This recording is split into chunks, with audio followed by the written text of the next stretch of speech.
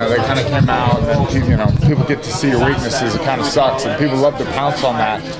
The one thing I'll give myself credit for is I did not make the same mistakes twice.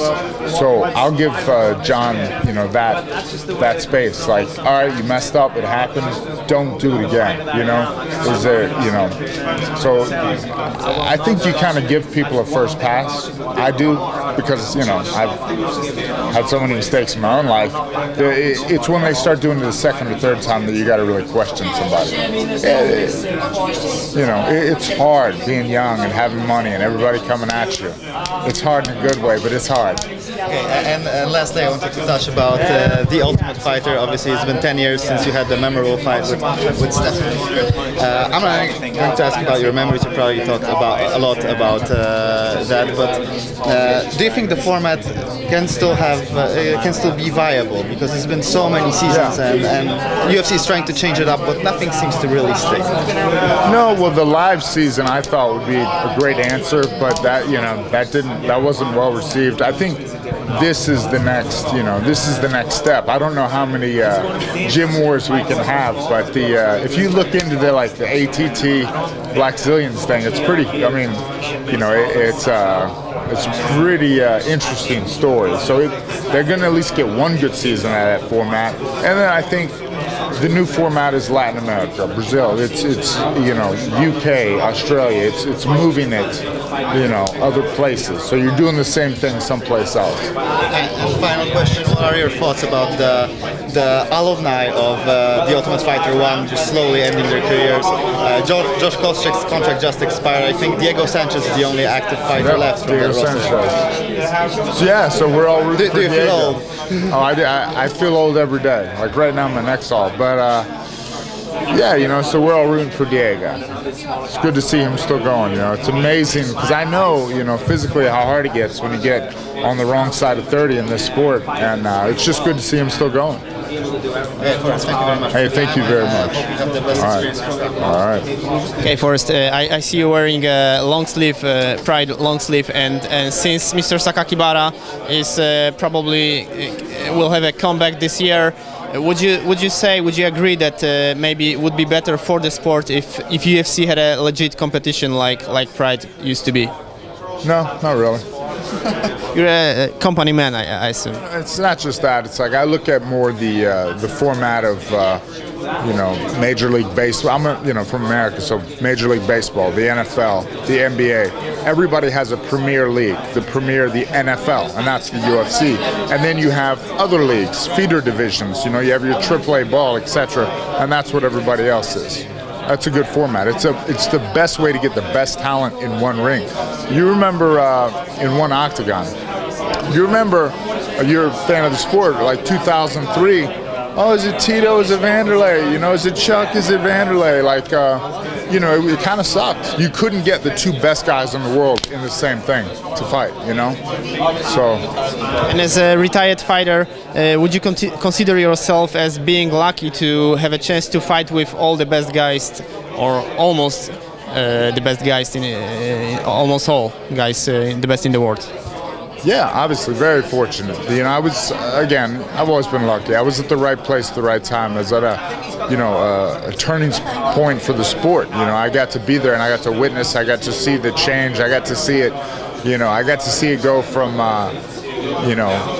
dudes in a basement rolling around to 40-year-old housewives calling and asking me how they think a fight's going to go. I got to see it kind of become accepted as one of the major sports, and that's what.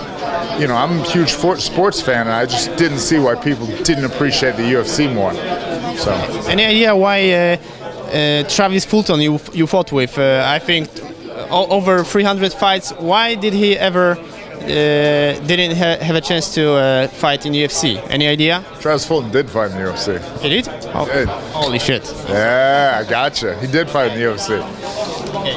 And you during your cutting weight regimen, I've heard you were drinking distilled water. Why did you do it? Is it unhealthy? No, distilled water doesn't replace any of the minerals, so you push it out and when you sweat it out, you actually deprive your body of some of the minerals, which makes you retain the water. So you dump it through, it washes the sodium out of your system, I guess the best way to say that. And since the sport is evolving, there's so many myths around it, like you're as good as your last fight and any other things. So are there any myths that you would like to say they were just a myths? Like, any idea? Well, you talked about cutting weight. I don't know that putting rubbing alcohol in a hot bath, like people do the Epsom salt bath and they put rubbing alcohol in it, I don't think that has any scientific value at all. I think it's just people kind of like the smell of it. I don't know. And were you disappointed the way your biggest rival, Stefan Bonner, finished his career when he was caught on doing drugs? Steroids.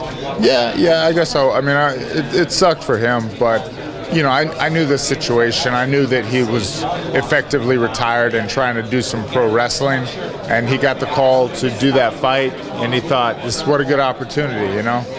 And he wanted the fight one more time. He kind of had the itch, and but before that he was retired, and he was like trying to do pro wrestling. So, I see it. I know what kind of was happening, what his mindset was. And since the first Ultimate Fighter you helped with, you took a part with, I believe that today UFC might have a small issue with they have lack of big stars, big names, right? So would you agree on that? Wait, lack of big stars? Yes. No, I think people, the old school hasn't been. The old school kind of misses their old guys, like the Chucks and the Vanderleys, and there's so many new stars coming up. People just have to kind of embrace the new guys that are, better than ever. There's, like RDA, Rafael Dos Anjos. He's amazing. People just have to, move on. You have to move on. Those guys retired. The sport continues. It's harder because they were the first generation of the sport, the first face, and that face has changed. But I think the UFC is doing a good job. You got guys like Kane, Verdum. You have a lot of big stars in the sport. There's plenty of stars in the sport. So how do you feel about being the retired fighter who doesn't fight anymore? It's just well, for some people it might be unhealthy just to stop immediately fighting. Yeah, it's been unhealthy for me. I'm pretty fat, so I'm pretty out of shape. But how did you manage with it? How did you? What did you do to stay healthy, mentally healthy? Yeah. I actually was quite depressed for a while. I really accepted it was over and I was done, and I was never, I was very fortunate. I found another job which I also like, and then you put your passion, your energy into your next job. Otherwise, you just kind of sit and worry and wonder. And I do have a lot of regrets about my career. A lot of things I didn't handle well, or what kind of things? Just I was always a little. I was always confrontational with the media. Once somebody said something bad to me, I never could change back. I should have played the game more. I should have been a little friendlier and put on the good face more. Should have trained different. Should have done a lot of things differently. Nutrition, training. So speaking about that, there's when you have Q&A these days, right? The fans are they started to be more and more rude to fighters. They swear at them. What do you think of that? I guess you pay your money, you get to have your opinion. It's not. I understand the sport. I understand how hard it is and how much it takes, and how hard it is to put your ego in front of people. It goes back more than the fear of getting beat up, the fear of public speaking, the fear of standing in front of your class naked. It's hard emotionally to put yourself out there. To have your ego on display and to be destroyed, and then to have people pick at you. And that's not a product of our sport. That's a product of social media. That's a product of keyboard cowards. It's a product, of you know, society as a whole. It's very shady, and I'm glad I got the opportunity to be skewed a little bit, to be, you know, tormented a couple times, because now I would never do that to someone else, because I know now how it is. Whereas I think most people, you see a bunch of, you know, rich people fortunate enough to be on TV, and you think, ah, they got it all, screw them. I want to, you know, they want to tear your house down instead of build themselves a nice one. You said about quitting the sport, but you know, some fighters after a while they are coming back. They are fighting vets. Did you ever think about that? Yeah, the thing is, I knew I couldn't do what I had been capable of, so I would have been kind of, you know, I would have been a step slower, a little weaker, not, you know, it would have never been what it was, and it kind of like, I don't know, I owed myself more than that, you know. And finally, any special fight you're waiting for tomorrow? Yeah, the Blachowicz-Jimmy Manuwa fight. That's a fight that, you know, I think somebody's going to get in the top 15 with the win there, you know. And let's see how good Blachowicz' striking is against a good striker. So some fighters take it personal, when you try to pick a winner. Do you give picks for the fights? Do what now? Do you predict the fights? Predictions? You know, I don't, because I'm fortunate enough to have the excuse that I work for the UFC. But even when I do, I'm usually wrong. I'm not good at it. You know, I just go with the odds. Whatever the odds makers say, that's usually. So if we want to win the money, we should bet opposite to you. Yeah. Okay.